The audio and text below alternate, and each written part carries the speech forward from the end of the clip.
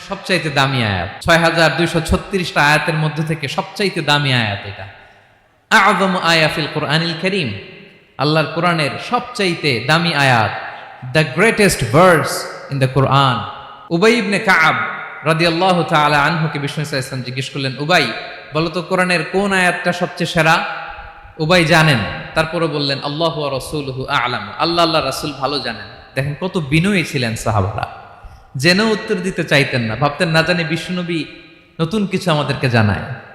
বিশ্বনবী আবার বললেন, তুমি কি জানো কোরআনের সবচেয়ে শ্রেষ্ঠ আয়াত কোনটা?